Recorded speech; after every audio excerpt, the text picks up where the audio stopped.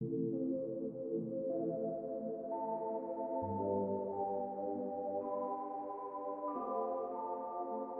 Nomads, and welcome to episode 13 of the Nomads of Fantasy podcast. This is a podcast where we go and explore all the different worlds from Jaws, Lord of the Rings, Super Mario Brothers, Star Wars, whatever. We just love exploring these places from movies, TV shows, video games. We're just suckers for it, and my name is Brandon. I'm the host, but I'm also here with Dave. Hello, Internet! Oh my god. Yep, it's happening. It's happening. We're professionals now. Now we're gonna get auto-tuned Oh, Dave for the rest of the fucking podcast. Now we are. Now that means we're real. Once we get auto-tuned. Oh yeah, Dave got a new toy. And who else is here? We have Eric. I don't know how I could follow that up, so I'll just say hello. So we love movies, right? The last episode we just reviewed Die Hard, the original, the first Die Hard, and we loved it. But since then, since we recorded the episode, there was a new trailer that came out for Ghostbusters. There's another one coming out. So there's the two that came out back in the day with the original cast. Then they had a new one come out a few years ago, and it was all women. And then the new one that's coming out is focused on kids. So we were just kind of reacting to that, and it made us think, what's going on with franchises, with the reboots, the sequels, the whatever, right? So we were like, maybe we should talk about this. Maybe we should talk about just what is it about sequels and what happens to these stories and these characters that we fall in love with. So, but before we do that, we always like to catch up.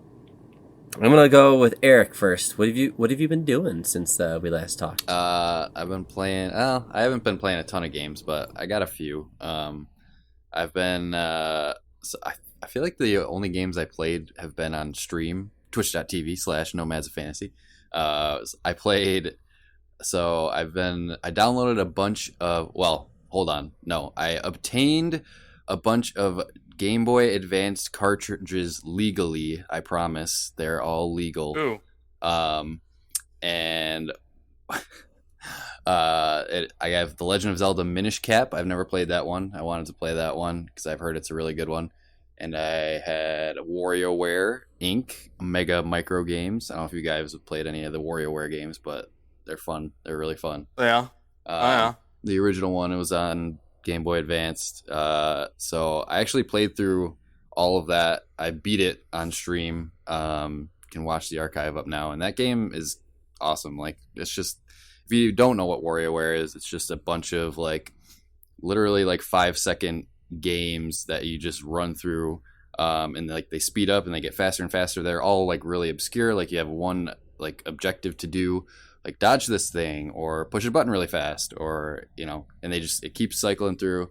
You have to beat a certain amount of them to move on to the next level and all this stuff. So it's just a crazy rush of adrenaline. It was really good. The other one I was playing was The Legend of Zelda Minish Cap. I started playing that on stream, and I played a good chunk of it. The beginning of it, I beat the first dungeon, and that game is awesome. So you're actually playing on the Advance? Well, I have to say that for legal purposes, but okay. I don't want to dox myself. But wink, wink. I have fancy component cables. Let's just say that. Oh, nice. But I've been playing that one because that's a hole in my Zelda knowledge there. That's like a Capcom Zelda game too, isn't it? It's not Nintendo. Yes, that is the Capcom so. one. You're correct. Okay. Hey, Eric, can I ask you a question? Sure. Going back to games, specifically for the Game Boy Advance, right? Yes. Does the technology or the limitations of the hardware bother, I know you play a lot of indie games and they're kind of still, they emulate that kind of era. Do you find yourself at all frustrated or oh man, I wish it was just, I could save or I could... Dude, You can save. What? Not at all. I'm just thinking like examples of like things that you get today that are like luxuries that back in the day you couldn't. Like back in the day you couldn't just save a game. You had to have like these 50,000 characters that you had to like put in to kind of load up where you left off. I'm sure with Game Boy Advance it was more advanced, but I'm just saying like does the limitations get in the way at all from you enjoying this or? No, not one bit. Like Game Boy Advance games are like they're amazing. Like they're beautiful. They aged well. They aged super well. Like it's insane how well they aged. Like I would say Legend of I would say Minish Cap is on par with like Link to the Past as far as like how the look of it and the gameplay and how it feels and everything. It's the same sort of gameplay that you get with Link to the Past, but it's incredible. I'm excited to play some more of that. And I mean that's about all I've been playing on the gameplay front. Well, me and Dave played something else. We can talk about that together. I guess that's a good transition to roll into Dave's section 2. But we both played a little bit of the Ascent, which just came to Gamepass the other day. Yeah, Dave, why don't you yesterday set the drop or set the background for this game? It's a I don't know. I was going to say post-apocalyptic, but no, steampunk, futuristic. Cyberpunky Blade Runner aesthetic. Diablo twin stick shooter meets it's like an action RPG. Yeah, Diablo-esque. It's got story. It's not like an arcade game, but it kind of starts off where you're like you're an indentured servant almost to like a cyberpunk company, and got a very Blade Runner-y feel to it, where it's all dark and rainy. I really like the aesthetic of it. Yeah, it's super cool. Like I didn't know such a cool world. I didn't know what to expect. We went and checked the credits to see how many people actually worked on this game, and it seems like there was a lot of people involved. So, but it looks really cool. Some of the voice acting was, solid. We only played for an hour. Yeah. So we only got like really into the story, got the second gun. It seemed like, I don't know, it was getting a little more interesting once you started to unlock some stuff. It was. I played it by myself, and I got probably as far as you guys. I got the gun. I got the submachine gun. That's when the game really was more fun. Like, it was like, this is okay shooting. At first, like, the first weapon kind of sucks.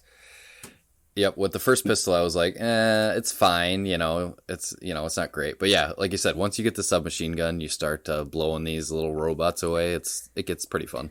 And you got to the title, right, where it's kind of like a cold open. You kind of just go right in and just start walking around and exploring. But then you reveal the title, and you see the title of the game, and you see where everybody's living.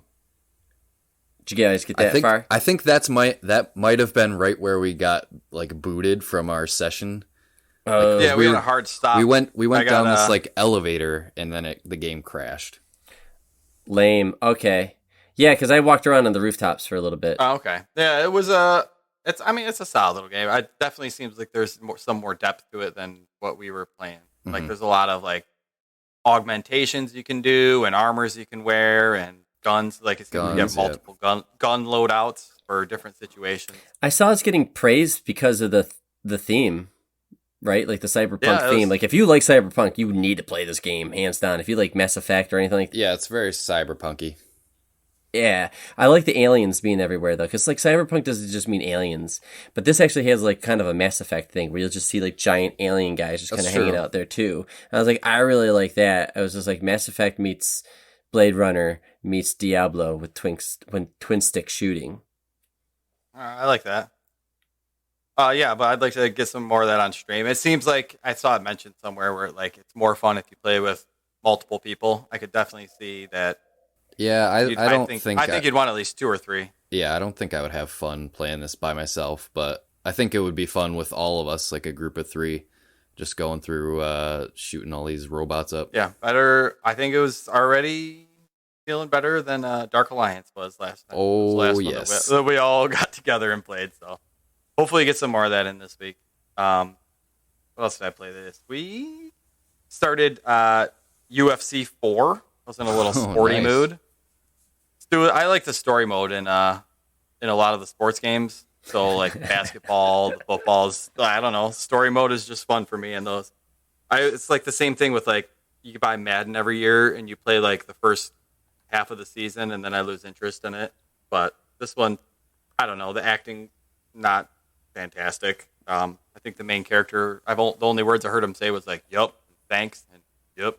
So you got a coach, and he goes to an amateur fight and sees you getting the shit beaten out of you, and he takes you under his wing, and you start to go do matches and do your training. It's got pretty much, from what I played UFC 3, it seems like a lot of the fighting is the same, but they simplified a lot of the ground combat stuff, which is kind of cool. But I know me and Brandon have played 3 once, and you're just dying laughing. Dude, I've never laughed so hard at a video game. Everything about it, and it's funny because we don't know the controls.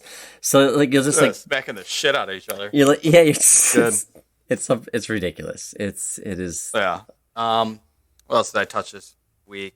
Streamed a little bit the first Halo. Almost done with that one. That one was kind of driving me nuts a little bit because I kept dying because some dude will shoot you in the face with a rocket and instant kill you and send you back to a checkpoint, or the fact that there's no waypoints or anything to point you where to go. So a lot of times I'm just like wandering around, and I don't know. That is the one thing I hated about the later levels of Halo 1. Yes. The lack of knowing where to go, and their repetitive level levels. design. Well, yeah, a lot of times you're going through the same level, but you're going through it backwards, or you're walking through the same environment going the other way. You can see how they reused a lot of the assets and stuff like that. But a good thing they added in the Master Chief Collection for that game, though, is they actually added like arrows on the ground to tell you where to go. Yes, but they didn't have that. Did they really? Yeah, they didn't have that. Yeah. Some of those you're going the opposite way though too. Sometimes. Yeah, it's still confusing sometimes. But yes, I noticed because you can switch seamlessly between the old version and the updated graphics version, which is, I like doing that just to see what the old stuff is playing like. It makes me feel like I'm playing a retro game. But that was it for games. I did again watch some more My Hero Academia. I'm almost through the second season. I love it. I want to hear your My Hero updates every week. Just that they're almost through that tournament, and they're into like the final round now. So nice. Was it Isuzu Midori? Or whatever the main kid in the story. Yeah, Midoriya. Izuku, yes.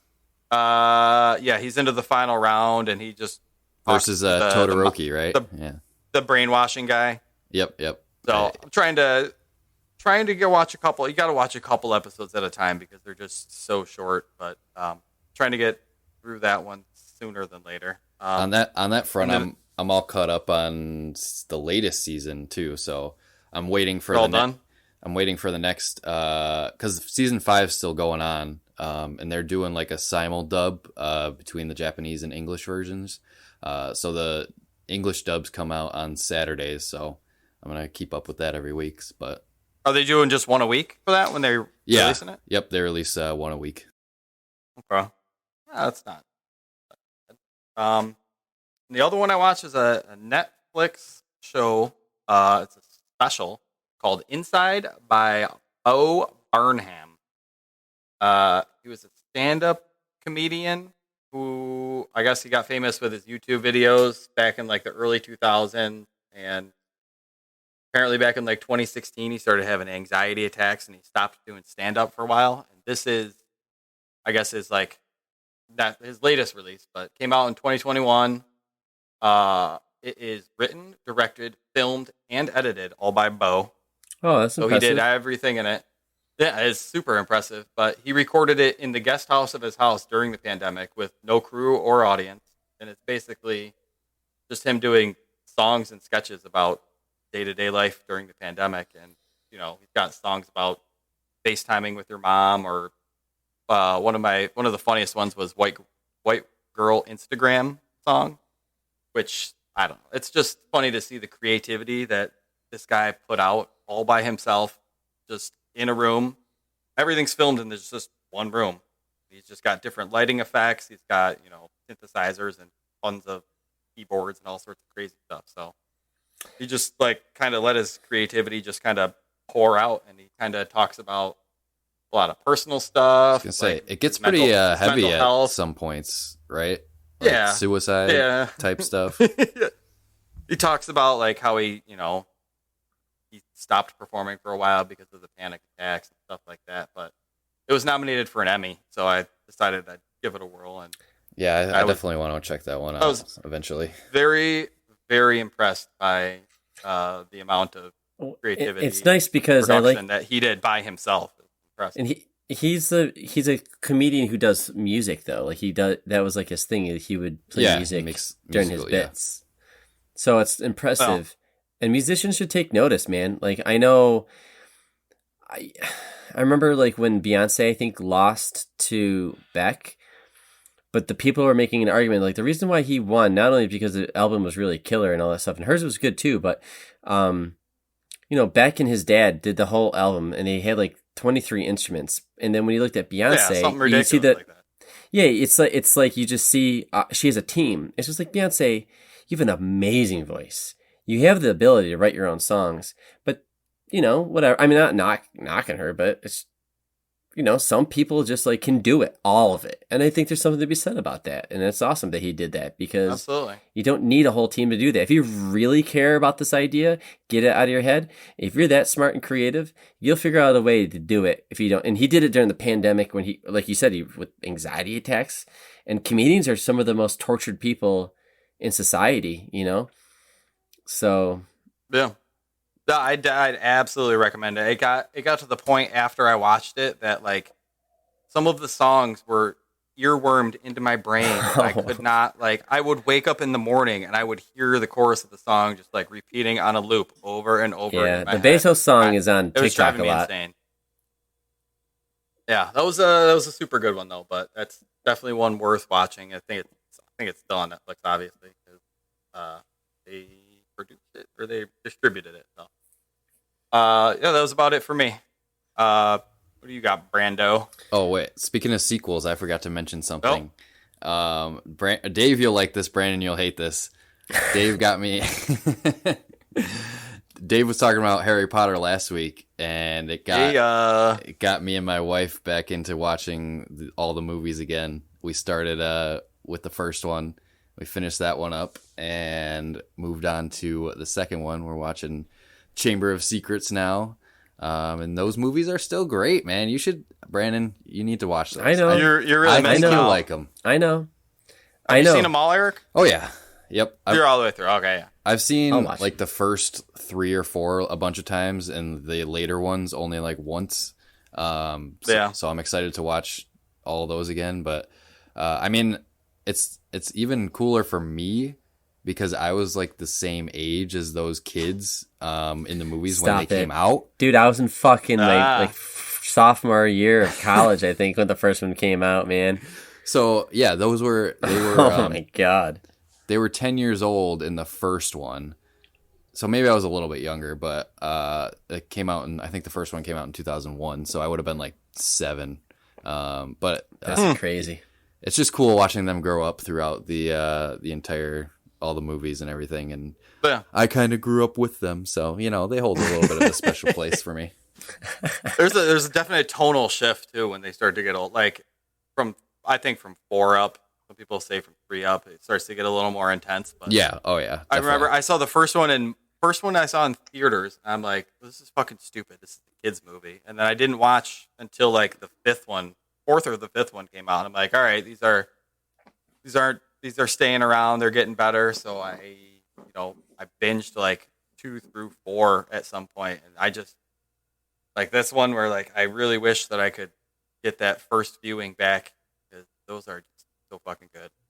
Damn. So good, Brandon. You got to get in there, especially now that you got kids. Oh my god. Anywho, besides Harry Potter, can I just do mine real quick? I got 2 quick things. All right. One, yes, sure. I finally did beat the first big boss of Neon Abyss. I finally did it. I sat down and I kept dying at the 4th level. Nice. Got to the 5th level and I beat him. It was super easy.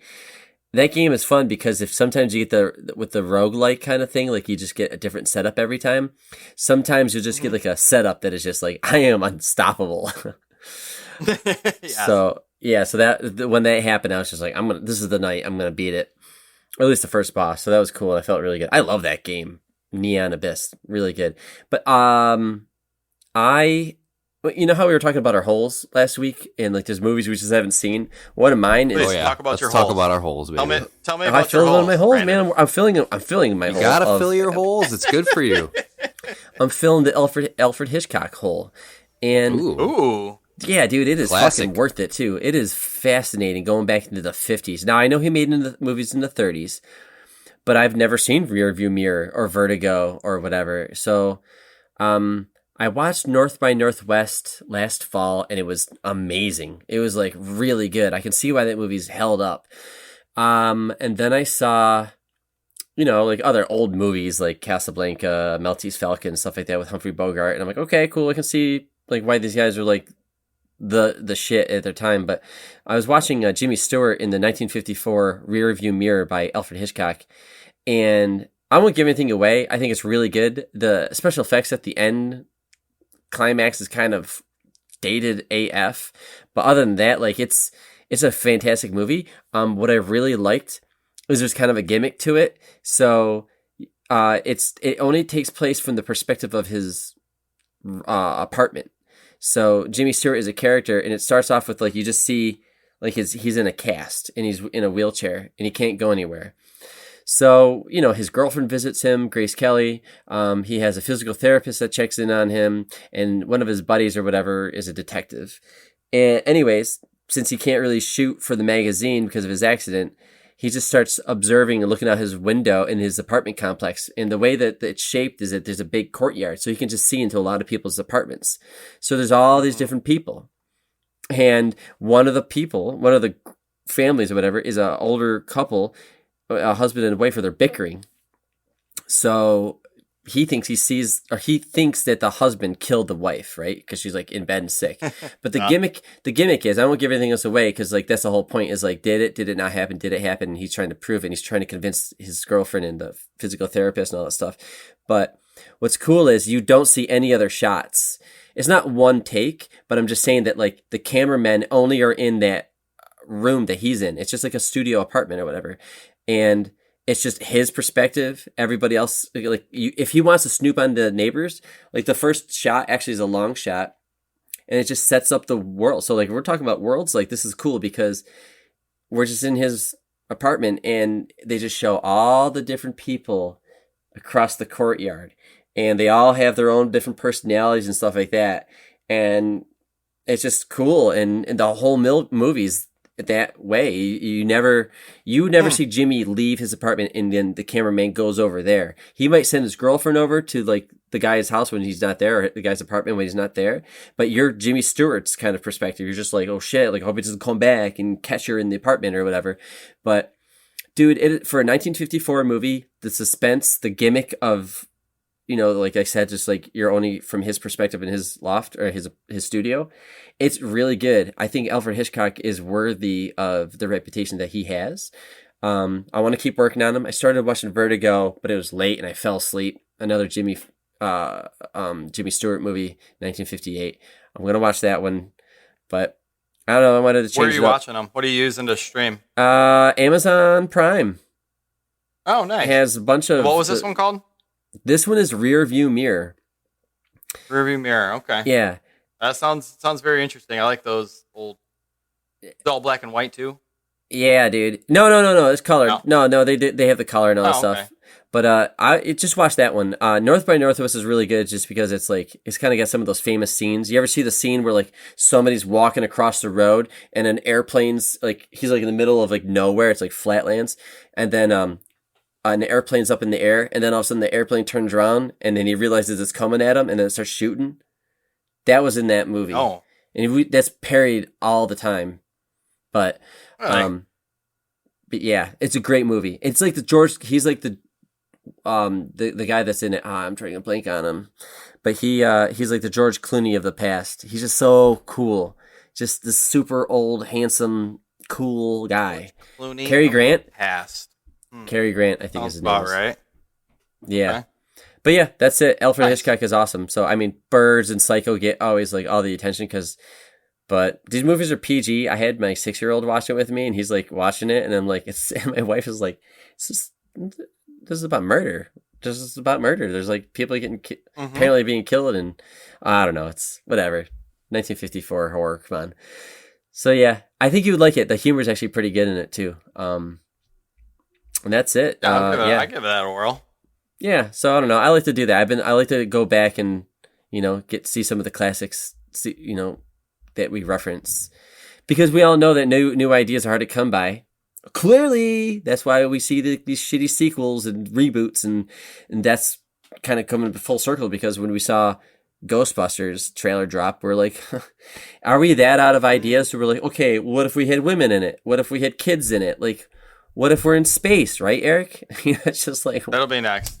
It'll be next. But yeah, I don't know. It's nice to see in those old movies though, like the cinematography too. Like you can see, it seems like a lot of their shots are, because they had less to work with. They're more thought and is put inventing into it. the shots. Yeah. So like, a lot of the filming techniques that we have now, like they didn't have back then. So a lot of like the long shots, or if they got crane shots or shit like that, like they're just impressive for the time.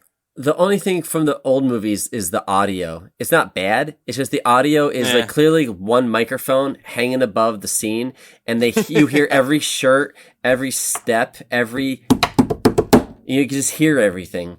And nowadays everything is made in a studio. Like that, when the person opens up a newspaper in a movie today, they did not record that. They only recorded the person's voice. They have people dedicated in studios to ruffle up that paper and make that sound. Everything that you hear, footsteps, splashing, breathing, wind, it's all produced post, unless it's in the shot for a certain thing. But it's just, yeah, when you watch old movies, like the music's also all like an orchestra, which is kind of cool. Like Star Wars is an orchestra. Lord of the Rings is an orchestra. The Marvel movies are orchestra. Harry Potter's orchestra. Spielberg likes to go with an orchestra. So like, to me, it just feels great. Like I love it, but that's what I notice about the audio. But yeah, the shots are beautiful too. Like, oh man, people just could dress so classy back then. And Grace Kelly, man, I've heard her being like referred to. She's a beautiful woman. Tell you what, she's a very attractive woman. She's so cool in the movie. Yeah, they made hot chicks back in the 50s too. Mm-hmm. It's different. They're a little classier when they're in their hotness. That's all. Yeah, but yeah, that's cool. All right, well, I think that's enough. Let's get into this episode. Yeah, let's take a quick break before we jump into the sequel.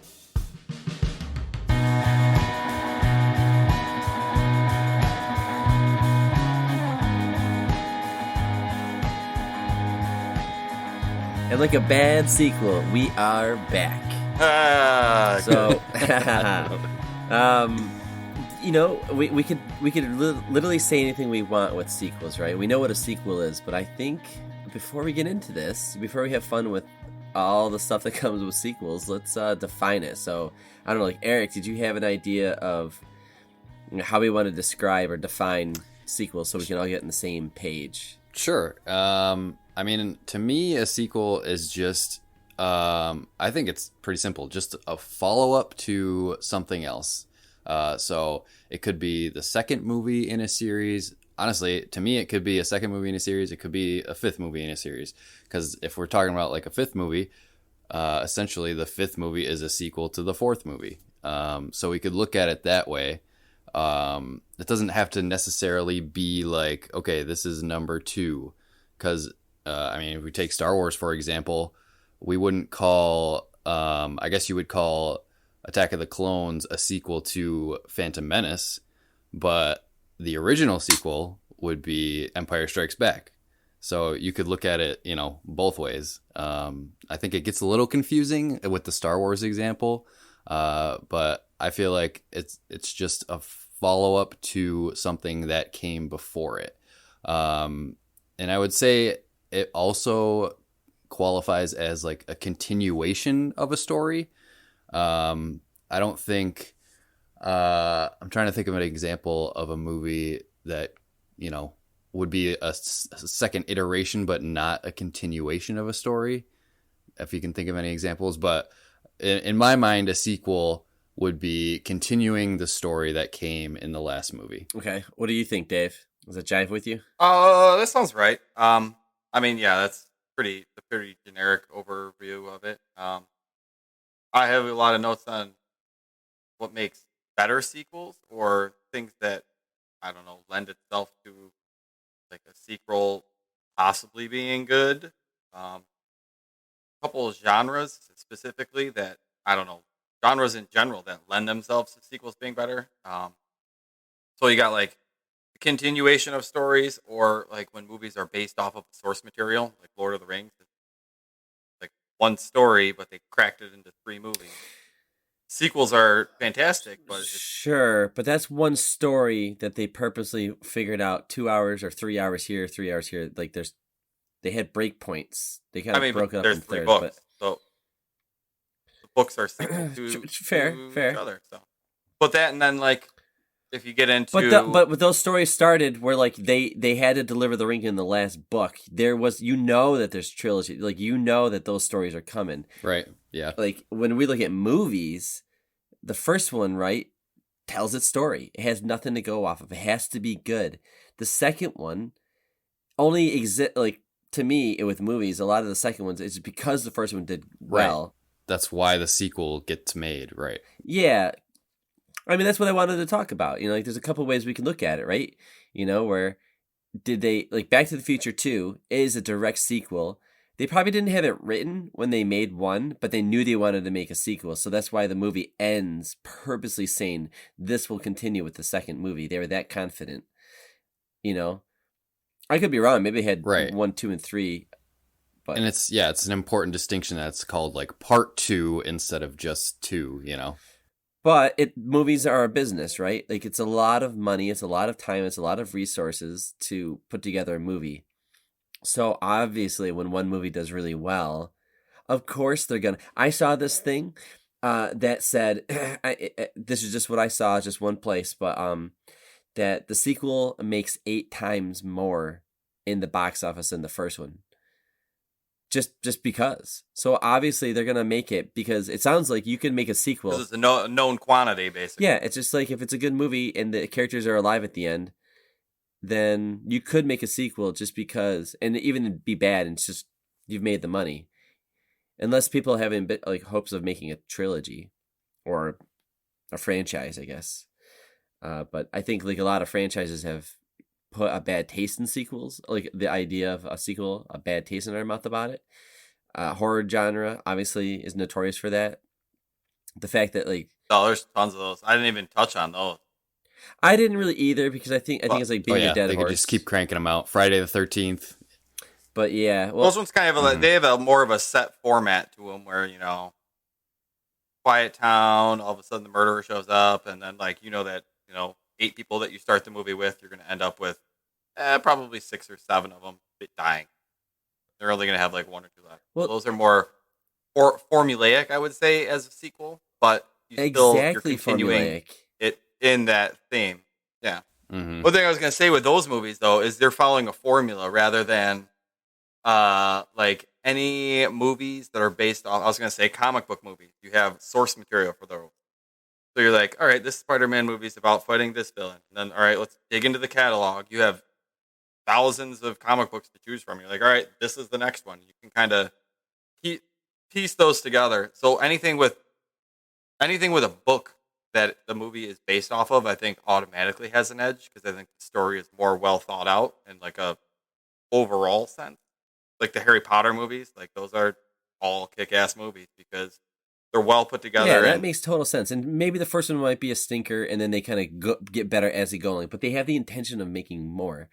And that's the thing, right? Like, so here, so you made me think of something, right? So, how much of originality plays in making a sequel, or with the hopes of with the sequel doing well and thus making a trilogy or a franchise, right? Because if you look at Star Wars has to have certain things in it. It has to have the title crawl. It has to have blue milk. It has to have lightsabers. It has to, there's like certain things that it's not a Star Wars movie until I hear the Wilhelm scream. There's certain things that they can't branch away from. And other movies have to, I don't know, like how much of the original. So it's all over the place, right? I think it like you said, like Dave was saying, something based on source material definitely has an edge because you have something to go off of. An original idea is harder to make a sequel. So one I was thinking about and one that I wanted to bring up was Toy Story, for example. Great original idea, smash box office hit, one of the most successful animated movies ever made.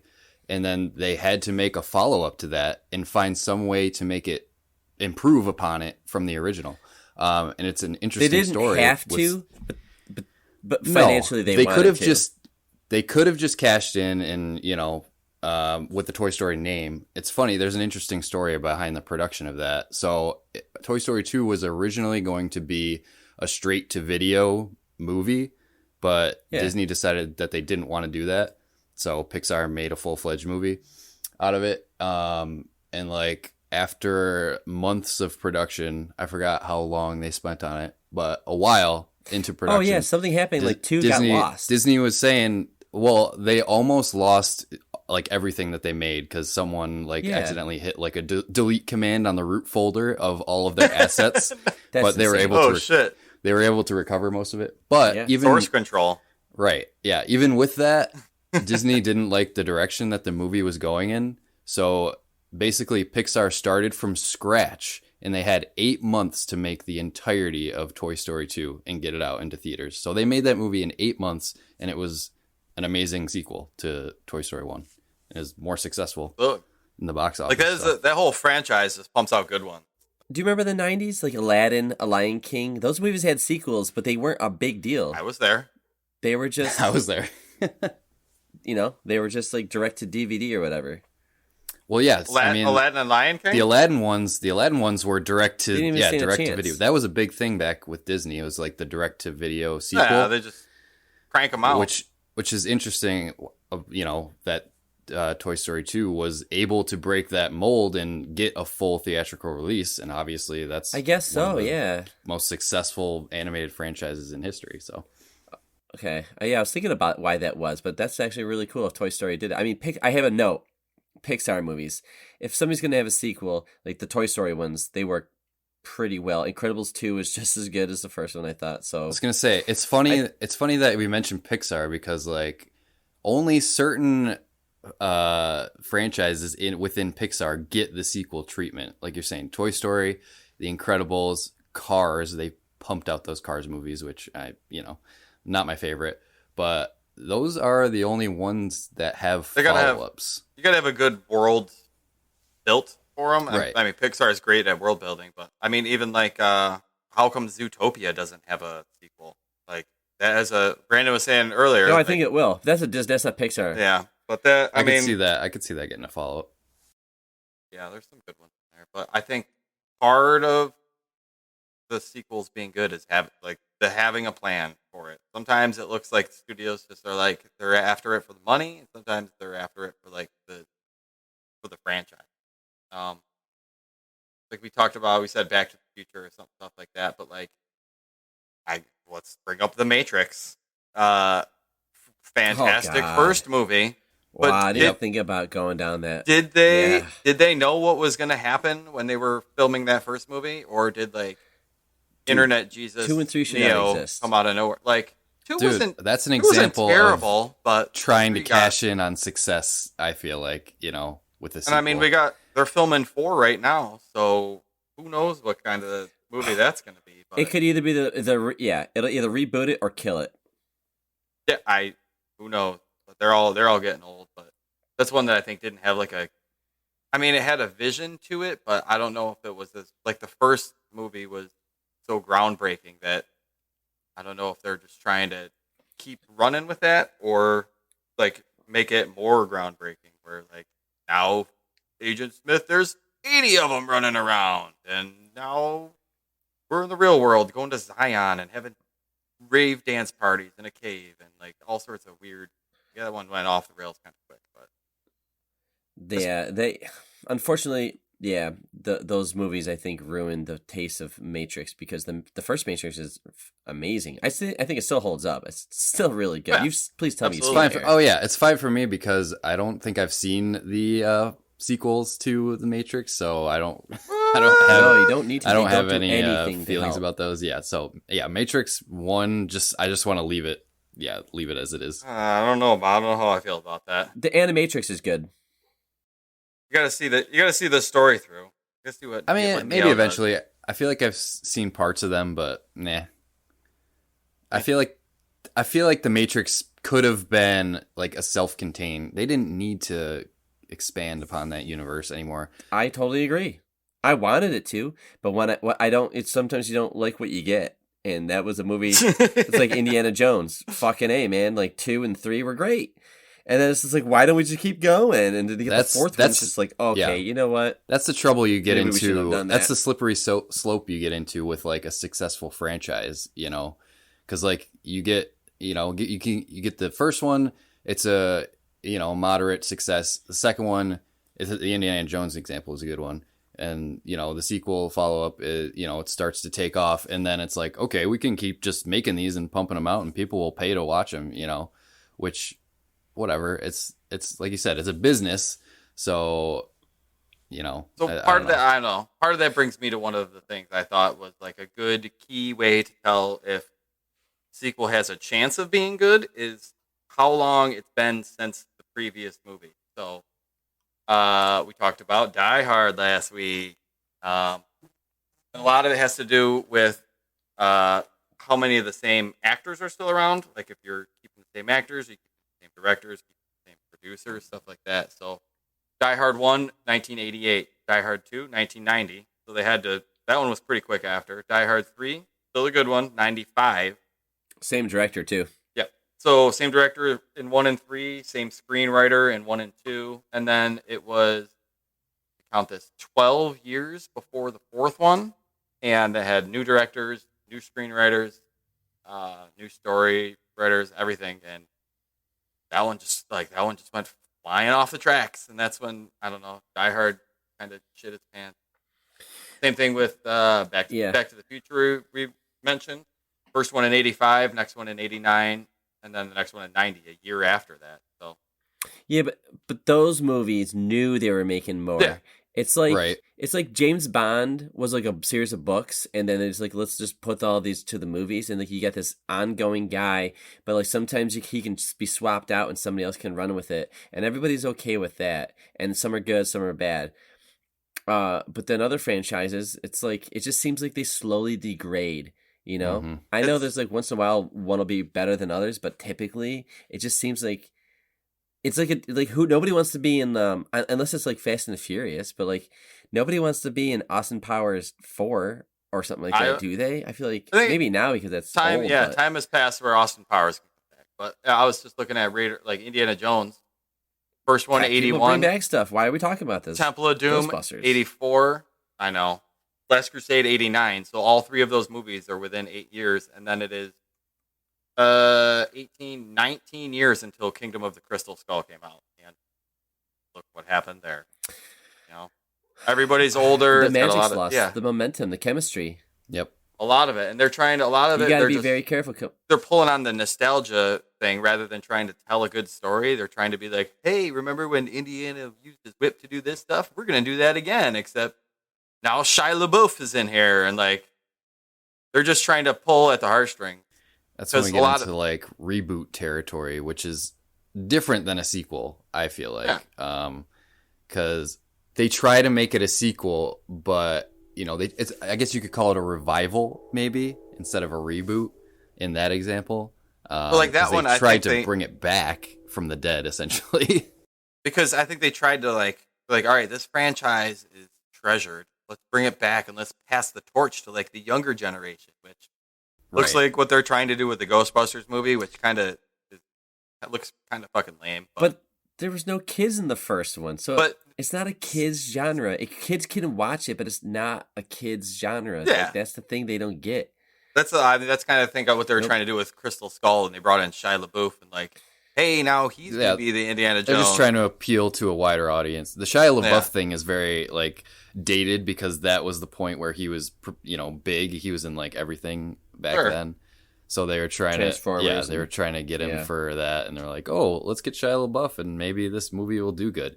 But obviously, you can't make a movie good with just one actor. Which I mean, but that it's not you can blame No, him of course for that not. movie. That movie that's what I'm saying. a- It was the just the a writers sloppy and movie. yeah, Trying to ring that It was nostalgia bell. the writing was really bad. yep, nostalgia. That's It was just not a good story. kind of why It was just the latest Star Wars movies all kind of sucked. It's because they're trying to pull too much of nostalgia stuff instead of telling just a good story.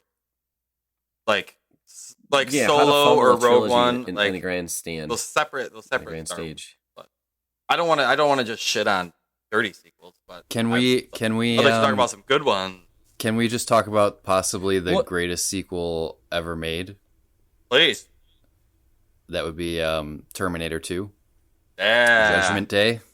I was gonna say it better be T2. Oh, yeah. Judgment Day. So let's talk about why it's a good sequel. To me, so like the first one, I don't think it was like a smash hit or anything. Like it wasn't super. It was a pretty. Popular I mean, it was movie, though. popular. I mean, I think had. I don't think it was like a huge smash box office success. What are the years on those two movies? Now you're putting me on the Do we spot know? here, David. Terminator, Dave's all what's right. the- I just wanna- Terminator 2 is 91, but I'd have to pull up. Yeah, so Terminator 1 was late 80s. I think 88 maybe. But Okay. anyways, yeah. So the time between those, I think it works so well as a sequel because it takes the idea of the original and basically flips it on its head. Like you don't, whatever. Spoilers for anyone who hasn't seen Terminator 2. Oh Yeah. my god. Arnold Schwarzenegger is the Terminator. He's the bad guy in the first one. So anyone that's seen the first one is assuming that he's going to be the antagonist in the sequel. But And it's pretty straightforward. It's like Yep. it's like stalker, violent, Yeah. ultra violent stalker robot. It's so weird. tries I to just hunt down a watched woman. the original Terminator recently. I've only seen that one a couple times. I've seen Terminator 2 1,000 times. But the first one is like basically a slasher flick. Like there's this dude who's just coming after Sarah Connor. That's his only mission. Anyone named Sarah Connor, he's looking up, he's killing them, and he's nonstop, unstoppable force coming for you. So that's like slasher flick essentially. Sarah Connor bangs. She sleeps with Kyle, right? Kyle, and yep. thus creating her son. John Connor, which yep. is why they were sent back in time, so she couldn't have the son. So like the Terminators sending him back, it's like it was meant to be because it's just like a weird. I don't know if it's a plot hole or a goof in the writing, but it's just. I think weird. it's just alternate timelines maybe. I don't know. I didn't think that far in depth First one- about it, but First one came out on October 26, 1984. So 84, yeah. I didn't Halloween realize movie. that was such. I didn't realize that was such a big gap between Yeah, those. so it's probably a Halloween movie too. Then too. That's cool. So that makes it even cooler because when you see the first one, you know the story. Arnold's the bad guy. You go into the second one assuming that it's going to be the same type of deal, but they flip it on its head and he's really there to protect John Connor, and that was just a cool twist that was unexpected, and that just makes it like such a good movie. And like I think it's production genius. values, the special effects for the time were just incredible, like top notch. Dude, I think they still hold up. Oh yeah, I just watched it like not too long ago, and it's still incredible to this day. I think, Someone does have, in my opinion, that's like the best movie sequel of all time. it does have some of those sequel tropes where it's like, all right, you got to fight the same guy you fought in the first one, except now he's a jelly man that can run really fast and walk through jail bars. Like, they do a lot of that stuff where they're kind of, Hey, you gotta, real I don't know. They do that in a lot of movies. Oh, go ahead.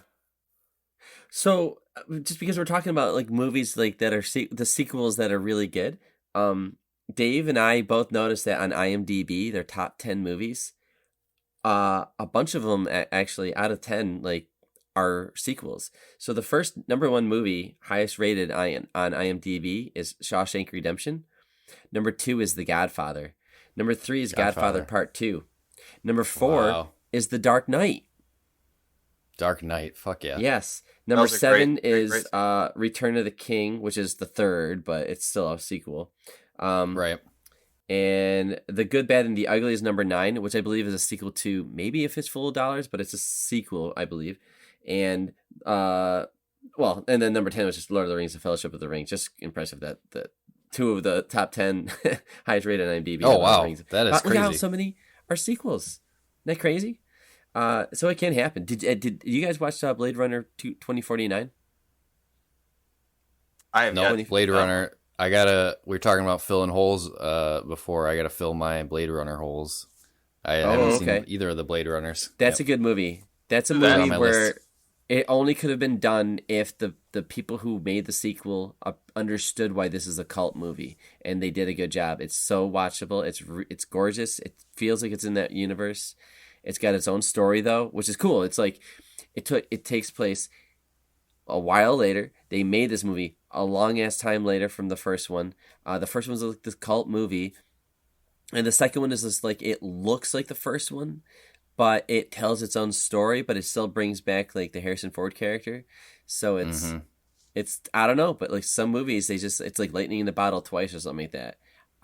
That's a good movie, and I think Ryan Gosling's in it. Yes, he's really good in it too. We'll have to add that to the schedule. Put it on the calendar. Have you not seen it, Dave? I saw the first one. I haven't seen the second. Oh, dude, you gotta see. Oh, dude, it's so good. It's got that music, that slow synth. Yeah, they definitely knew what they were doing when they made that movie. But yeah, I made some notes on good sequels. It's like the Back to the Future movies. They just knew what they were doing. It's just like they just had it all in their head or something. And then I have Pixar movies, obviously. And then I brought up Die Hard because the second one was pretty good, right? We just talked about it. And the third one was pretty fun. First three was good. But nobody's mentioned Aliens. So I love Aliens. Aliens. I was waiting to bring that one up. Yeah. Yep, that's definitely. And I think it's cool because I like them both equally. Where like I can say they're Terminator both different 2 is movies. good, They're both different genres.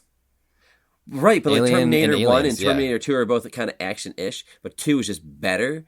Where Alien and Aliens is like sci-fi thriller, hack and slash, to action movie, horror baby. movie, yeah. Yeah, so Aliens, I don't know. I'm sure you guys want to talk about it, but I had that on my list. It's like, how do we not?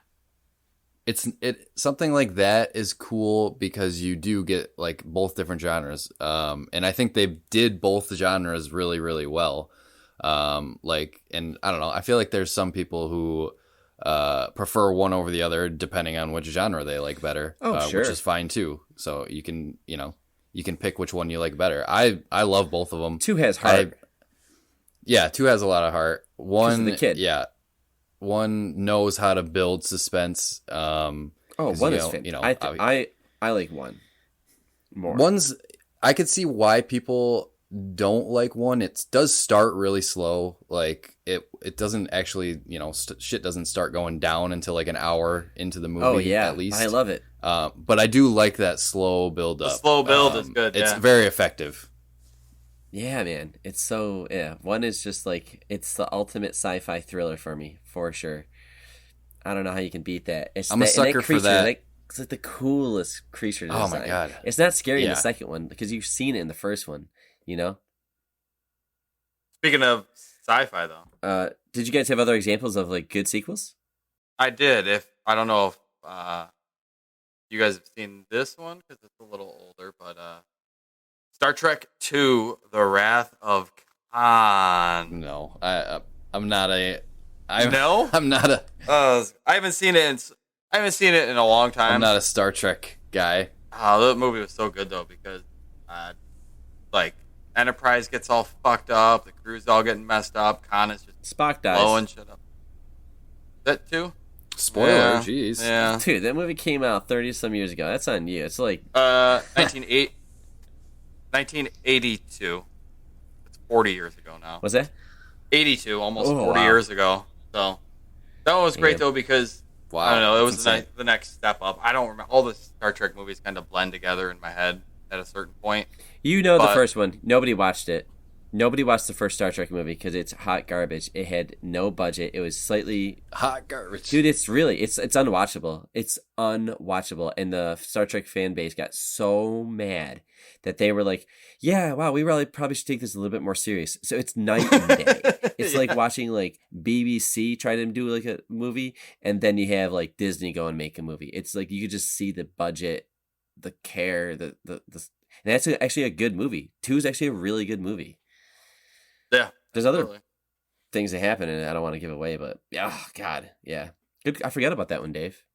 Oh yeah, I was just scrolling through this list. There's another one on here. I liked it's. I guess this is more of a reboot. I don't know. We're not really talking about reboots today, though. But the Throw it reboot out. for the Planet of the Apes stuff that they redid in the 2000s. I gotta watch those. Are they that good? Saying, yeah, I I remember. still I remember watch those seeing too. like the first 2 of them, and like it. I don't know.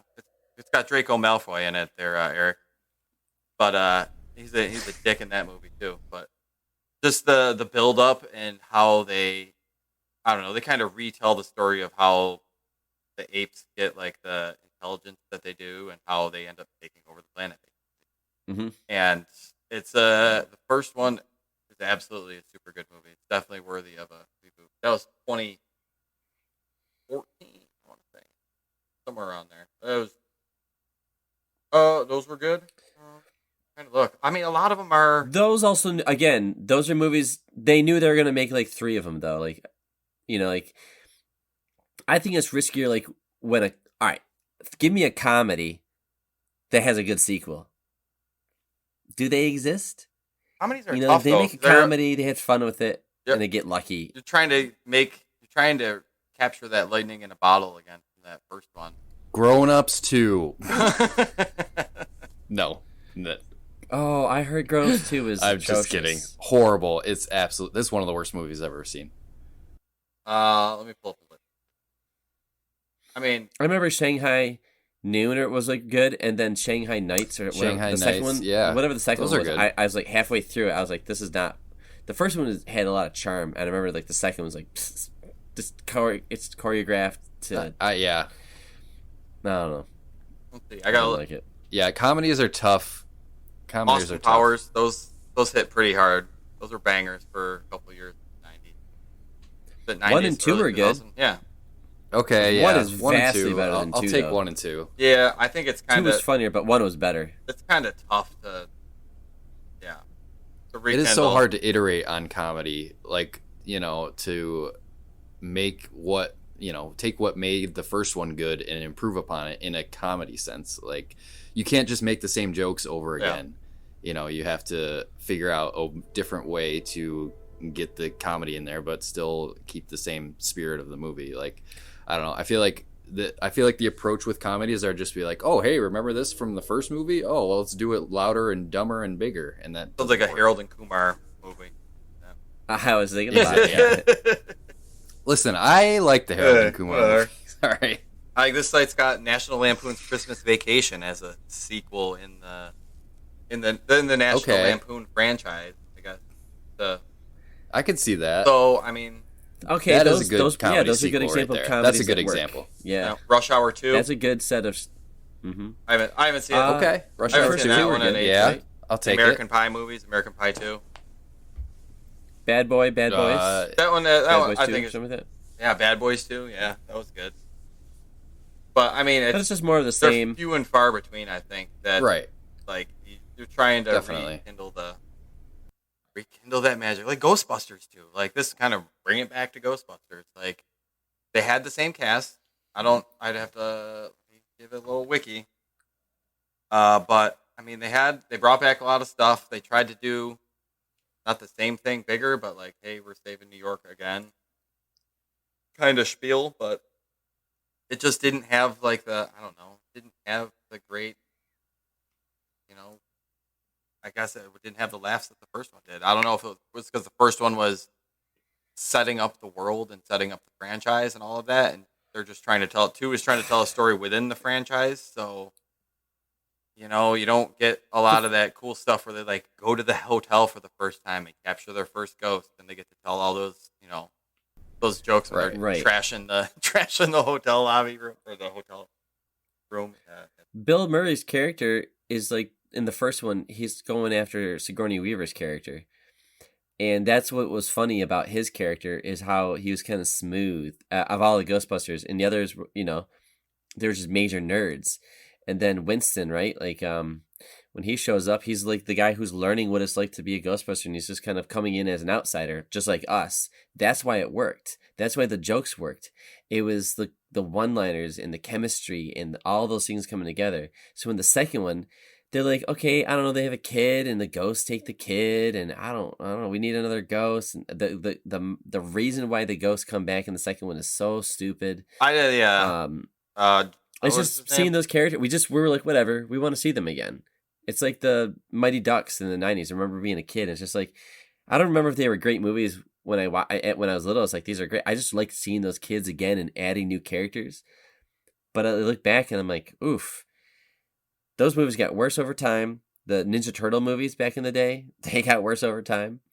Talking about comedy sequels, another one I just thought of, Home Alone 2 is a great sequel. It's just the same one as the first one. A lot. I like it. They got the formula. But it's in New York. Horrible. It is the same formula. I watched them recently. Fucking horrible parents. But one is so much better. I love both of those movies. I think I like 2 a lot because it's the first one I saw. I didn't see Home Alone 1 until like years after I saw Home Alone 2. Oh, really? Like I used to watch Home Alone 2 all the time. Yeah. So I mean, for me personally, that's just nostalgia talking. But I can agree that Home Alone 1 is better. It is a better movie. But I think it's still a good sequel. I mean, like you said, it's the same thing. But I feel like the jokes still land. It's, New York gives it a more fun setting. Fuck the pigeon lady. She sucks. The pigeon lady. She's the hero at the end.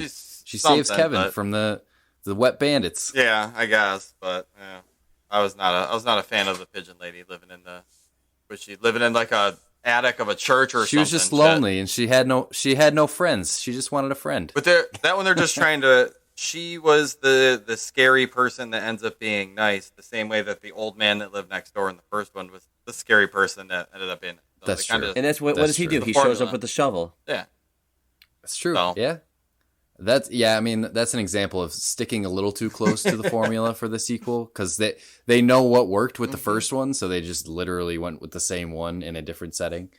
But whatever, it's not groundbreaking, but I still like to watch it every now and then around the holidays. So those are some good ones. I did have Turtles and Turtles 2 written down here.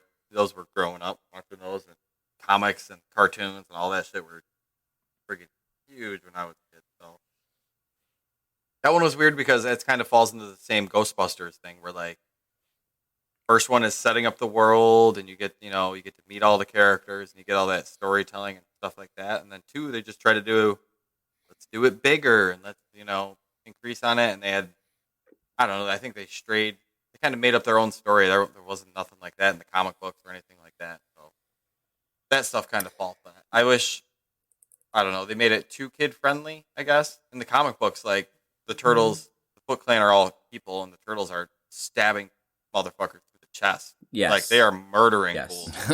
They're literally killing them. All over the place. So I don't know if it's part of the pasteurization of the Turtles franchise to make it appeal to kids, stuff like that. It was for kids. They're trying to sell. Yeah, it's trying to sell toys with, the toys were huge. Kind of stuff, so I think that can. Was the second one the one? Is that the one where they had the 2 monsters? Like the. Yes, I remember Toka and Razar. They found like we got some more ooze. Let's make some things. Okay, so I remember like more being so into Ninja Turtles. I remember this memory. I was so into Ninja Turtles that when they made the movie, it was like one of the first movies, if not the first movie I saw in the movie theater, and I saw it with my neighbor, and we were both like, "Oh my god, I can't believe we saw that! I can't believe we just saw the real thing!" Like we were just blown away. And I remember the second one comes out, and I'm like, "Oh my god." They're gonna they tease like 2 creatures, and I thought they were gonna be Bebop and Rocksteady, of course. And it was like this weird. That's what moment. everybody wanted. Yeah. where I was just like, wait a minute, hold on a second. They made. Who the fuck are these guys? Why didn't they? It's like they have everybody but Krang and Bebop and Rocksteady. Why aren't they here? Why are they making new characters? To me, it was like this weird moment as my little child brain, where it's like, I didn't know at the time they were doing it for fucking merchandise purpose or rights are probably involved or something like that. But somebody wanted to either add them on purpose or something. But why were they Bebop and Rocksteady? And it just was like, I didn't like the sequel because of that. As a young kid, I was just like, no, those are not Bebop and Rocksteady. As a kid, you know something's off. Something here isn't right. Like, yeah, absolutely. I don't have a ton of nostalgia for Ninja Turtles, but I like it. What did you guys think of the Michael Bay remakes? Just it's a horrible. hot take on those. It's horrible. Horrible. It's Yeah. horrible. I was it's not not a big- for I us. remember That's the thing. thinking the first one was fun. It wasn't First one was all right. amazing. But The the fact that they're like, Michael Bay movies don't really have a lot of substance to them. no, I would not say. at all. I thought at least the designs of the turtles were kind of cool. They made them look like huge and beefy, but that's Michael Bay. Yeah, they're a giant. Yeah, they're ugly as hell to look at, dude. Yeah, I don't know. They had such an iconic look in the '80s, and then in the cartoons, right? They tried to modernize them and make them. Yeah, I don't know. I just it's just hard to let go of that look. I'm sure people who saw the Avengers had a hard time letting go of the comic characters that they grew up with. Right. It's the same as X-Men. Like when I saw the first Wolverine, the first X-Men movie, I'm like, oh, why the fuck is Wolverine just wearing normal clothes or black? He wears a yellow fucking costume, bro. But it's like it's probably stupid looking, him walking around in a yellow suit. Right. Yeah. Where's that spiky hair of his? Yeah. Yeah. They just try to modernize it a bit. It makes you. But like I was gonna say it makes you wonder when you do make a sequel, like, you get two options. Do you introduce a bunch of new stuff, or do you stay in the area that people fell in love with? So like it's like Jurassic Park. Like, what do you do with Jurassic Park? slope. How do you make a good sequel? Because there's never been a good movie ever since the first one. I right? forgot about these ones. How do you Dave? Like, what would you do with Jurassic Park? What would you do to make a sequel? Ignore the two through all the shit that's been out today. Get rid of them. The sequel's there. You're gonna make it. What do you do? Do you stay on the island? Do you go somewhere else? What do you do? Like, that's the thing that these guys gotta. Don't go into the city. I mean, they did that with two. I'll put it back on the same. I'll put it back on the first island. Don't do what Jurassic World did. Don't do that. Listen, I liked Jurassic World. Ugh. I don't know if that's a hot take, but I like Jurassic World. What was I your favorite love part Jurassic when Park. she gets the T-Rex to go fight with her, to go fight a dinosaur? Is that the part that you like? Listen, those were some cool dino battles, all right? I just want to see big old dinosaurs fighting each other. That's not what... See, that's the thing. Look at Jurassic Park, the first one. It goes back to fucking Malcolm, right? When he said that, did you ever think that... What does he say? It's your scientists are so busy figuring out if they could Nature that they always never ask finds a themselves way. if they should. It's the same thing with these fucking sequels. The first one, right, was like a horror movie and an adventure, because like the velociraptors are out there, and everybody's getting picked off one by one. The T-Rex is like a beast. It's so scary, but like he becomes like a kind of like a hero at the end because he eats the velociraptor at the very end so they can escape. Gets It the has raptors. all the right pieces, and then it's just like when they got to World and she like got the flare in her heels and she got the T-Rex's attention. This is something that we're supposed to be afraid of. It's just like getting like the great white shark from Jaws to go fight like a killer whale or something stupid. This is like, I can't. I thought we were supposed to be afraid of the T-Rex. He was so goddamn scary in the first Jurassic Park. I don't know. It's a soft spot. I think they gotta stop fucking around with Jurassic Park. Stop it. Stop. Yeah, I mean, obviously they did the whole thing of playing on this nostalgia. Like they they uncover the tarp and there's the Jeep from the first movie. And then at the end they bring out the T-Rex and are like, oh, it's the same T-Rex from the first movie. Holy shit. Yeah. Look, but I don't know. Those moments kind of worked for me for some reason. I don't know why, but It was kind of cool to see, like, oh, this is what John Hammond wanted to build. Like they actually got the theme park built. They actually, you can see it's like Disney World with fucking dinosaurs running around everywhere. Like they actually got further down the line than they did in the first movie, and then guess what? Oh, shit goes the same again. That's something. Something always goes. They wrong. never learn. Nature always finds a way. They never listen to Malcolm. Fucking, everyone ends up dying because they don't listen. But yeah, I don't know. That's part of the reason why I think the second one kind of failed is because the only one they brought back was Malcolm. Like you wanted to see why Dr. Ian and that was a bad choice. Yeah, that was bad. Yeah, you gotta have those three in the movie and then in the third one they didn't bring back Ian and they brought back what is it, Sam? What's his name? Sam Neill, actor. Yes, thank you.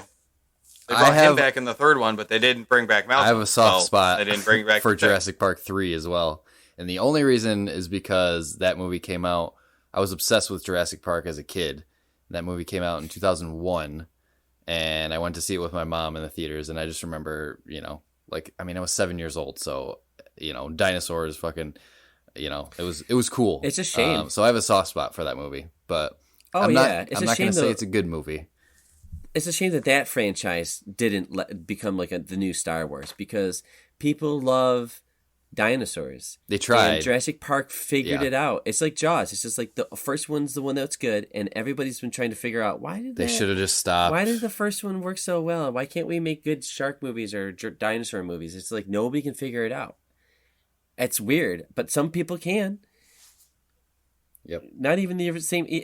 I saw that Steven Spielberg has 100% creative ownership or something like that on Jurassic Park, so he approves of everything that's been going on, which is like, dude, are you slipping?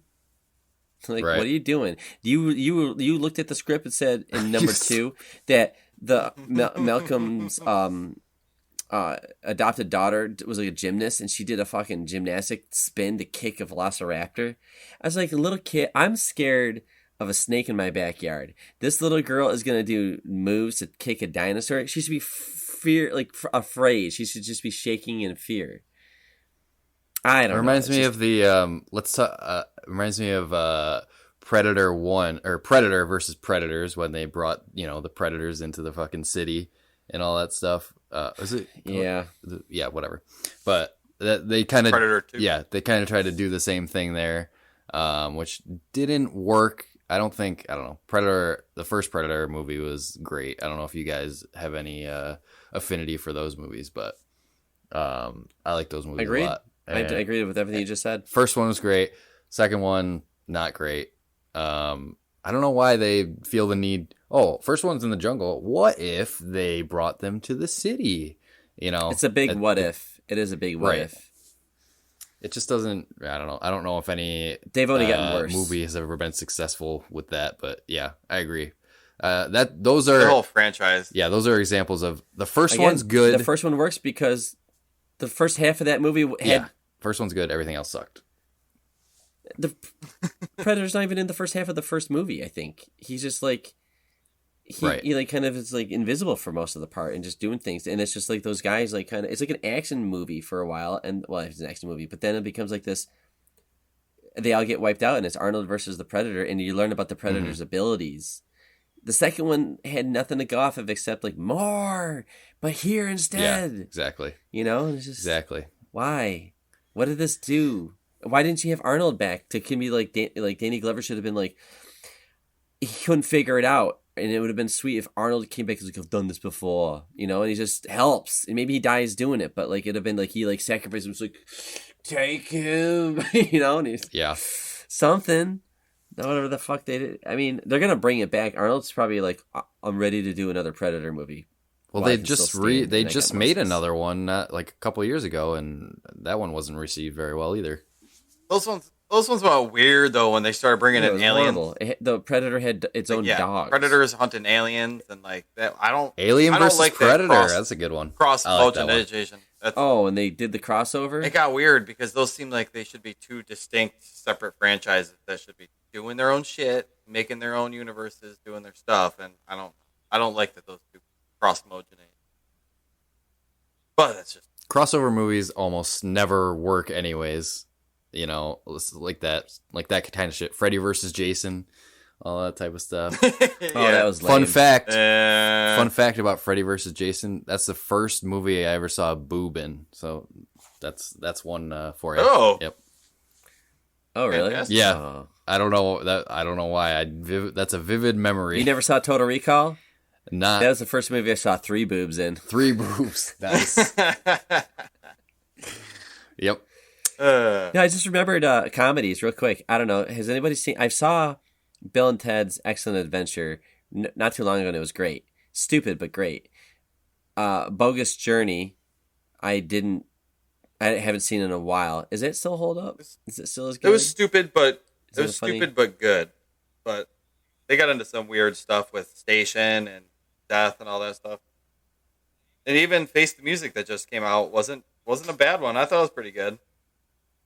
But they relied on a lot of the same old tricks and stuff like that. I believe it's on Hulu now. But Yeah. that one's worth watching. It's got a lot of same dumb jokes. It's sad that we don't have George Carlin in the latest one, but No, I know.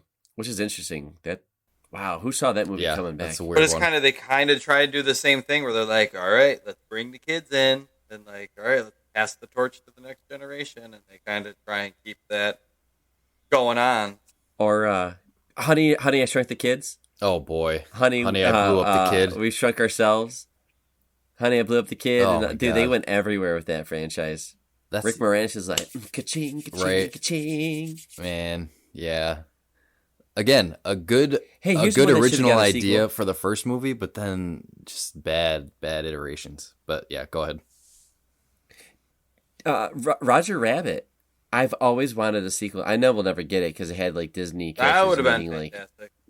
But could you imagine if they did that today? They just like, yo, let's just do it, man. Let's just do it. You know, they just That did one I think Space would be- Jam, and that's got live action with Oh. cartoons. That would be tough to recreate like that magic that you got though. Like I don't know. That first Again, one was if you like get it the was right kinda like people a who believe in it. detective kind of movie, but then I mean that one had Mickey Mouse and Bugs Bunny on the screen at the same time. Like good luck getting that to I know. try and happen right now. So, No way. Like that was pretty crazy. But that was one that could have had a good comeback. That was like a love story to You just cartoon. gotta add like 3D characters into it. Like, yeah, good. It'd be fun. Master Chief I don't shows know. up. You know? Dude, yeah, you could have Pixar characters showing up, and then you could have all these things going on. It would be, I think, it'd be outrageous. I mean, I tried watching that Ready Player One, and I was just like, I don't know what I'm watching. It's just like fucking noise. I got like 40 minutes into it. I got to go back and watch it. It was just, that movie is just loud. I just like, what is this? Why does this exist? It's just, am I supposed to watch that movie 1,000 times? Because like, oh my god, is that Tracer from Overwatch? She's in here too. Oh my crammed god, is that everything. King Kong? I don't know. It's everything, and the character design for the actual players is hideous. And I don't understand, why do other people want to be characters that exist, and other people but the main characters want to be Just go read the book. their own? Apparently I didn't like the book's it, pretty but good. The I'll go book- back. The book is way better than the movie. So, I just read that recently in the last year. yeah. They changed a lot of stuff from the book. It's just all that nostalgia, baby. Yeah, so Dave, I don't know. Do you have anything that you want to say on I guess to wrap it up, let's say you could follow these rules.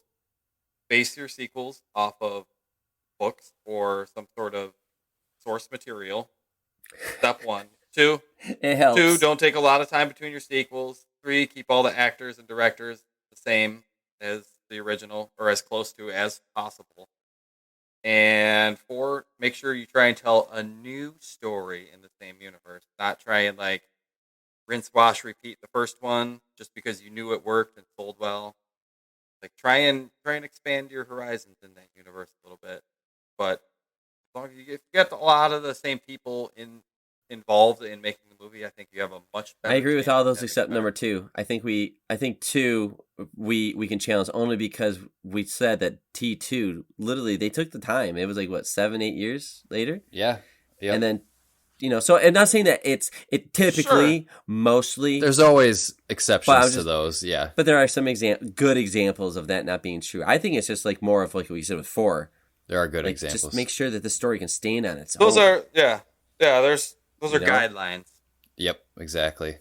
Stand on its own, and I think bringing back a lot of the same, like all of the same characters, but also you can also absolutely. introduce new characters, but not just not just get rid of the entire cast and then replace them, but supplementing new things that make the Dude, old it characters pains shine me. too. Stuff It like that. pains me that the Star Wars sequels, that trilogy, we never got the Luke, Han, and Leia in the same scene ever, and we never will. And the way it worked out, like when and it's like, and I like The Force Awakens, but when he killed off Han Solo, I was just like, Nope, but we haven't met Luke that's yet. true. Yep. So now I just got denied. It's not like Han's like a Force user, so it's not like he can come. It's like if they killed Luke and Luke came back in, all right, that's fine. Like, I'd be okay with that. But they killed Han. As soon as he killed him, like, well, fuck you, asshole. I just wanted to see them. Yeah, I was gonna say Harrison kind of spoiled that one by being a curmudgeonly old prick. Blame Harrison Ford for that. Oh, no, okay. Apparently, he didn't want to come back for Blade Runner either. He was always doesn't want to go back and do old. Whatever. It's more of a thing. I think. I mean, I guess nowadays they have more foresight when they're making movies. Like, just look at Kevin Feige and all the Marvel stuff. Like, they're working in phases. So, like, I'm thinking like 6, 7 movies ahead. Like that. So I can plan out all of my steps as I go. So I know in this movie, like, this character is going to have this arc from like the first That's to the true. last movie. That's a good point. They're going to have a giant movie at the end where everybody gets together and fucks stuff up. So I don't know. It seems like the Marvel movies, yes, they're all great sequels to one another, but they're all based on comics. So you have a good source material to just pick and choose and pull stuff that you want from. You can kind of weave a nice tapestry of an entire And you can have more fun thorough story together. with the directors. Mm-hmm. Yeah. Like Thor Ragnarok just stood out differently, but it's also like a lot of people's favorite because it was just so fucking fun. Sure, but that moved a lot of story beats to the next. Like, it continued a lot of story beats and passed everything through the next movie. So they can be different. Yeah. But they just got to think a little further in advance. I think it's really rare these days that you get an original idea like at all for a movie that's not based on, source material or anything. But then get an original idea and then have a sequel to that original idea. I feel like that's not super common these days. Like, everything is either based on a book or whatever, some other source material, comic book. But Korea, I don't know, or Japan or something like that. They have all the ideas. Yep. And I don't know. It's tough.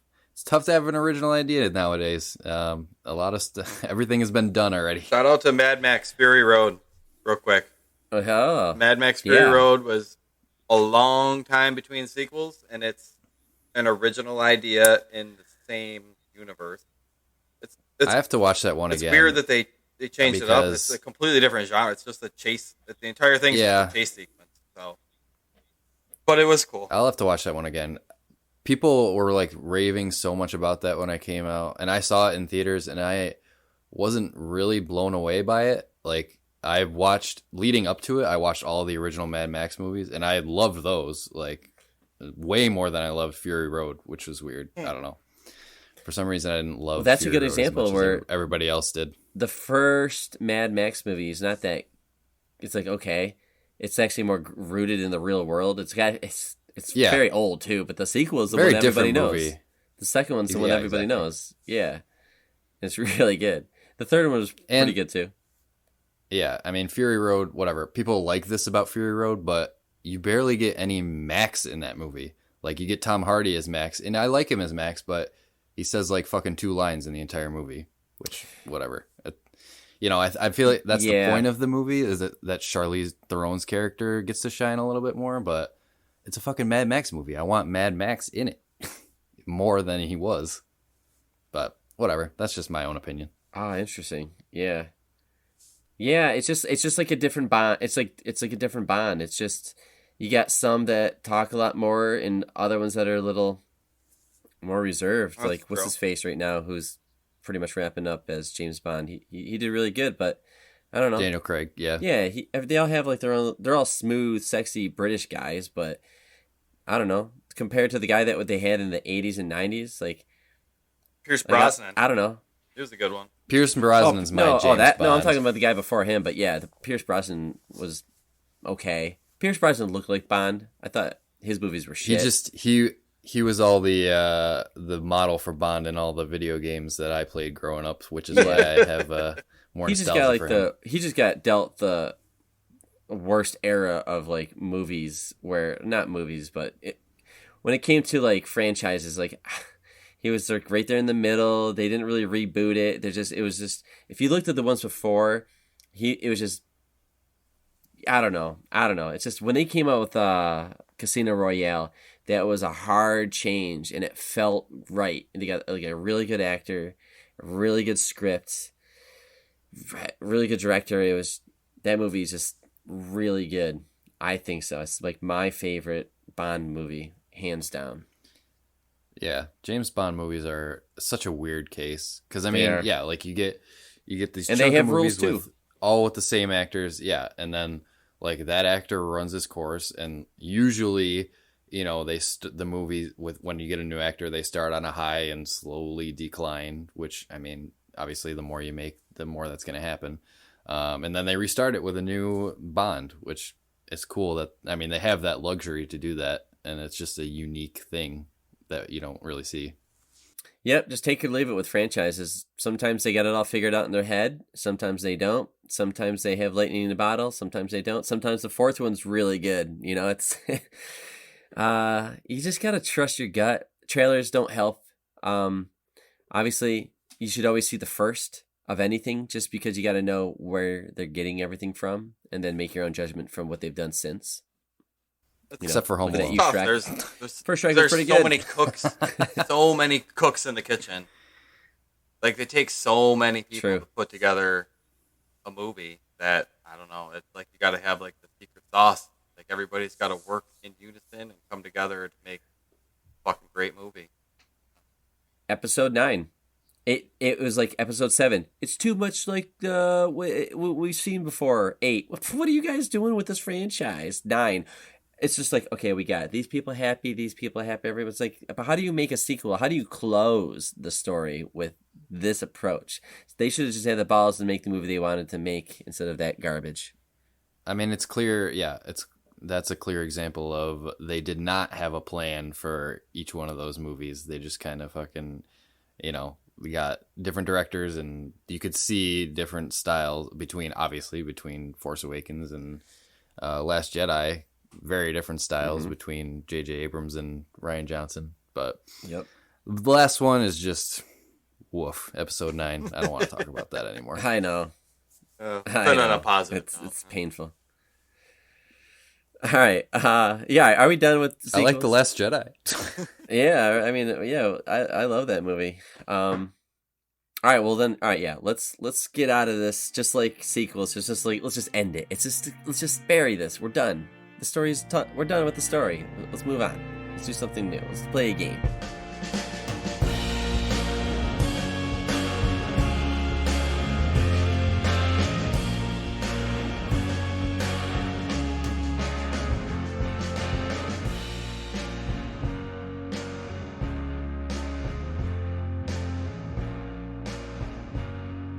All right, just like a bad franchise, we're back again for a third time.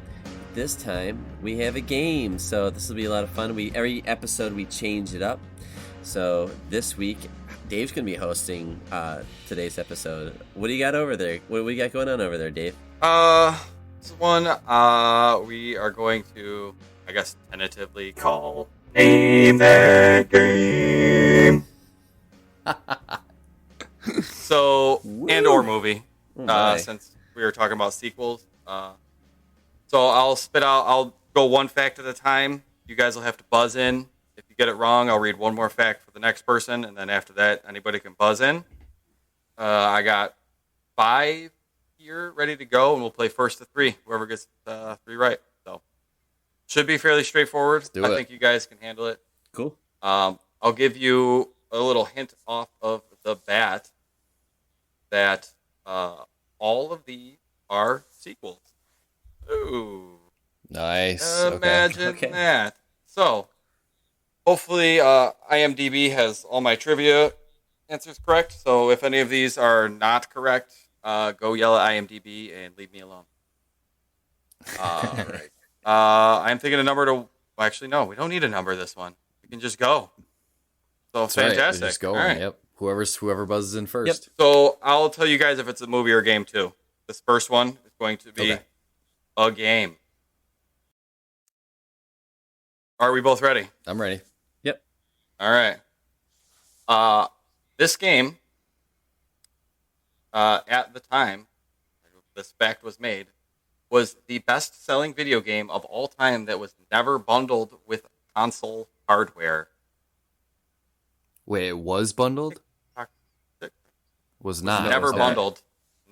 Never bundled with a console Okay. hardware. Sold nearly 30 million copies worldwide. When the game was released, McDonald's had a huge promotional campaign for it. It included Happy Meal toys, which have long since become sought-after collectible items. This is the first game in this franchise in which the main character can fly. Tick-tock, tick. Eric? No. Fuck. All right. Well, I gotta No. say Do you want, something. do you want now. it or not? Do you want it or not? All right. Is it? Hold on. So can fly. So, is it? The main character can fly. Is it? 30 million copies. God, I don't know why. Super Mario Bros. 3 popped into my head. Is that? Final answer? Yeah. That is correct, Yes. Eric. Yeah, Fantastic. good. Yeah, that's what I was thinking. Wow. Nice. All right. Next Damn, I couple should've one said were game premiered in Japan in 1988, 2 years before it came to the United States. First appearance of a character named Boom Boom, who made a comeback 23 years later, was featured in the movies Beethoven, Three Ninjas, and The Wizard. So I had Super Mario. The Wizard one was the. I had Super Mario World in my head, but then you said it wasn't bundled with a console, so that one was bundled. All right, Eric with the first strike. All right, close that guy. All right, the next one. Let's go with a movie. Let's see. Production for this movie took sufficiently long that a main character visibly aged during the shoot. They are clearly much younger in the beginning of the movie. His voice began to pitch and had to been like adjusted in post production. They also grew so tall over the months that for one scene shot had to stand in a hole in the ground in order to maintain height continuity. What? Weird one, yeah. Studio executives were nervous and concerned when the original budget of the U.S. $75 million ballooned up to $88 million. Woo! With more to come. In order to keep the budget manageable, they proposed eliminating a few scenes, particularly the opening bar scene. Anybody? Oh man, I feel like This is the only movie in the franchise, well, when it came out, to win or be nominated for an Oscar. It won 4 out of 6 that it was nominated for. oh my god. Was it a sequel? It is a sequel. And it has kids, Right. and they're pretty One predominant of in the the main story. characters has a twin sister, which was used in scenes involving multiple versions of that character. What?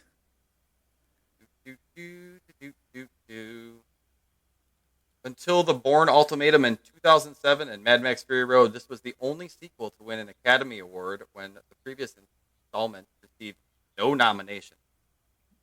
I feel like people listening have to be screaming the name of this movie because I don't know. These are pretty vague ones so far. All right, here's a release date for you. Came out in the year 1991.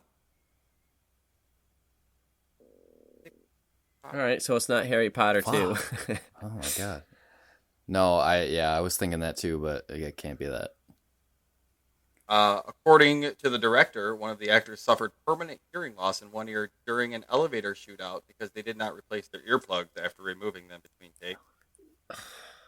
What? All right, so here's my problem. I'm thinking that's kids' movies, but when you're saying there's a bar scene that was taken out, there's an elevator shootout scene, now I got to rethink. Yeah, what is this? Well, they wanted to take out the bar scene, but one of the main actors said that only a studio guy would want to cut that scene.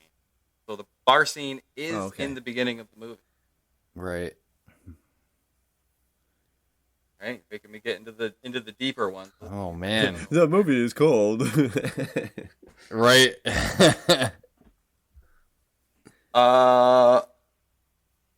One of the main actors had a rigorous running regimen while breathing only through their nose in order to be able to appear to run at high speeds without showing fatigue on film. They trained so hard that they were able to catch up to a dirt bike with great ease, so he had to slow down considerably. What? Man, I thought you'd have How? this. We don't even know what genre it is. I feel like we're gonna. Here's another. Feel like we're gonna. Here's feel another dumb. hint. We have talked about this movie in this episode at some length. What? The film's domestic box office, adjusted for inflation, is the top-grossing rated R action film of all time. All right, I'll just Brandon. I'm just gonna say it. Is it Terminator 2? It is Terminator 2. Oh, that makes so There much you sense go. now. Oh my god, why? It Holy started, I shit. didn't. Yeah, I couldn't put all those facts in my head, but I'm like, some of those could work. All right, I'll just go with Why? it. Wow, The biker bar. That's insane. Yeah, wow. We should have got that way Terminator. earlier. Holy, wow. Robert Patrick was able to catch up with Edward Furlong, who aged so much during the filming of the movie. That's that he had to be insane. Okay. I didn't know edited. that movie had a slow production. I didn't know that. All right. Wow. There you go. There's 1 and 1. I was starting to run out of facts. I was starting to get into the... This was made by James Cameron, and it is called Right. T.E. All right, Wow. 1 to 1. That's Let's crazy. see. All right, next one. On to a game. Switch back. First game in this series to feature full voice acting segment. However, the main protagonist remains silent. There is a character called something. Supposed to resembles comedian Robin Williams. I feel like I know this. Yeah, that sounds familiar. Game was originally planned to be released in 2015, but was postponed to 2016 to include additional gameplay ideas. The game was postponed again and was eventually released simultaneously on 2 systems, 1 system and its successor, in 2017. Brandon. Eric, Yep. fuck. Brandon got it. Let's hear it. Breath of the Wild? Yep. Correct. That's it. I knew Yes. it. Shit. Game of the Year That was, award winner in man. 2017. Early concepts included a much heavier sci-fi story about Hyrule and being good. invaded by space aliens. Early prototype of the game built in the old thing. All right. Yep. That was a I good one. just Brandon. I There you clicked with us at the same time, and you were just a little faster. Was it the dual console? Yes. Yeah. Yeah. Wii U and Yeah. Switch. Yep. That got me. All right, I'm going to do this one because I know you have both played this game. This game made its budget back on pre-orders alone. Let's see. Brandon. This. Okay, yeah, sure. Red Dead Redemption 2. No, Damn. False. Wow, going for it. So you can't buzz in after this one. I mean, after this fact, the next. I have to fact wait is for read. you to try. Yeah, you can sit no, back and relax. I want to give Eric a good one so we can go into the last one. This is the first game of this series where one of the protagonist is a family man? Family God damn it. Man. Wait, hold on. How long- Wait. Hold on. What was the first one again? Oh, pre-orders? Okay. Made its money back on pre-orders alone. Read the second one again? Is that the second one? Yeah. you just gave? Where he's a family? First game in the series where one of the protagonists is a family man. Is it God of War 2018? No. No, fuck. All right, No. Brandon, can I guess now? Well, hold on. No, hold on. Well, do I have to read this last one? Let me read this one so I give you both a fair shake here. First time Brandon? where a protagonist actively partake in the use of controlled substances. Brandon. It's Yes, Grand yes, Theft yes. Auto 5. That is correct. Yeah. There you go. Okay. Only Ding, Rockstar ding, could ding. make that. The first stat was it was one of the two. I was like, all right, it's gonna be Grand Theft Auto That makes 5, Red sense. Dead Redemption 2. Okay. There are some I ones was that thinking- I thought would give away. First, Cyberpunk was in my Go ahead. head first, but obviously the next fact the family man after one. that Well, yeah. ruined that one. Yeah. Michael. Yep. Michael, yeah. Yeah. The first game where the map isn't entirely available from the start of the game. First game in the series to feature original music, which is prompted after Red Dead Redemption 1. I gotta go back and Wow. finish that. Good job, Brandon. Stephen Ogg eventually recorded his lines in his underwear to help him get into character. Brandon. Fucking Nice. Trevor. Trevor is fantastic. All right, Brandon with the big win there. Yeah, Those seemed good like, job. I don't know. Those seemed like it was easier than I thought it would be. I want to do this last one just for shits and giggles. Yeah. Just do it. Just Well, I only have bonus. 2 points, right? No, you got three. Oh, I guess You got three. Three? You got three. This is my last one, but I did all this research, so we're gonna use it. This movie. General Motors donated 300 cars for use in production of the movie, and all 300 were wrecked by the end of the movie. 97% of the materials from the film sets were recycled after filming. For example, tons of wood from the set were sent to Mexico to build low-income houses. Huh. One of the main sequences in the movie took 27 days to shoot, the main fight sequence. Special effects in this movie cost $100 million. Wow. Samsung produced 10,000 cell phones like the ones seen in the film, which sold out very quickly. Martial arts training for the lead All right, actors Brandon. started. Yep. It's Matrix 2. Yes, Matrix Reloaded. Nah, Yeah, I wouldn't. sorry, I wouldn't have Matrix. got that Yes. one. Never See, seen that's it. That's why I didn't know that you hadn't seen it. I thought everybody had seen Matrix Reloaded. I think I might have seen some of it like a long time ago, but I don't remember anything about it.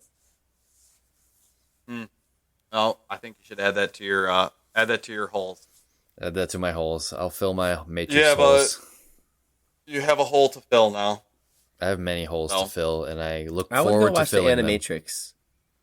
I would go watch the animes and all the little skits that they made to lead up to 2. So that way it explains what's been going on before even 1. And if you watch those and then, we could even watch the Matrix and then as in its entirety, the Animatrix, the Matrix 2 and 3, and talk about the series. Because the 4th one is coming out. So maybe we'll put Do that we want to put ourselves through in the that? schedule. I mean, I'll gladly watch the first one again. the first one's great. The first one's an amazing Yeah, movie. that one's The fine. Animatrix stuff is really, really clever, really good. It's little skits, little I'm animes. interested in that too. Yeah, and then 2's good because it's like it's more of 1-ish, but it goes in some places with the architect and the Trinity's kind of dilemma that she's got on hers. But Morpheus is awesome in the first one. He just takes a backseat in the second one, and then just knowing that the third one is vastly inferior to 2 and 1. Yeah. That's the problem. I mean, I would definitely Did- watch them just to see, where they go with that series, but I'm interested. okay. Did you know, Brandon, that Sean Connery was originally picked to play the architect, but he turned it down because he couldn't understand the concept of the movie? I'm sure the guy that Nah. picked that role probably had no idea what he was saying. Quid pro quo. He's just- You're basically an anomaly. I'm like, what the hell is this guy talking about? Yeah, nobody knows. But yeah, and then Will Smith was supposed to be friggin' Neo. I mean, That would everything have been worked cool. out. Oh, really? Different Casting. movie. I don't know that one. That would have been horrible. And I like Will Smith, but he's just too smooth and cool. I think it would have. Keanu Reeves is the right casting for that character, definitely. Yeah. Tell me I can dodge bullets. No, Neo. I'm telling you, when the moment comes, you won't need to. Damn! I can't have Will Smith in that role. Yeah. That's cool.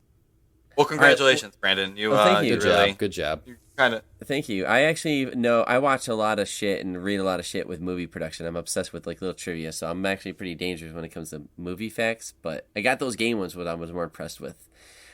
So let's go to the social corner. Is anything going on over there, Eric? Not really. I've been not this week anyways. I've been off of work, so I haven't been on my computer as much, so I haven't been as active on Twitter, but I'll get out there. I mean, you can follow us at Nomads of Fantasy on Twitter. You can email us as always at nomadsoffantasy@gmail.com. You can check us out on the occasional Twitch stream, twitch.tv/nomads of fantasy. And that's about Feel free it. to come watch me yell and curse at the TV when I fuck up games. Yeah.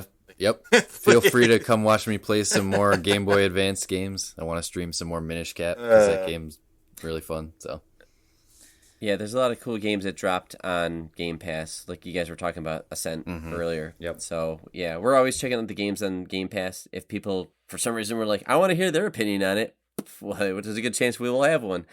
But yeah, we're always chasing down a lot of those games on Gamepass because they're usually pretty fun, and they've just been killing it lately. But other than that, I think we can wrap it up. Any final words? Stay classy, Nomads. That's all I I don't got. have anything Yeah. clever to say, so I love you all. Good night. Baba booey. Baba booey. All right, Nomads, we're out. See you. See ya.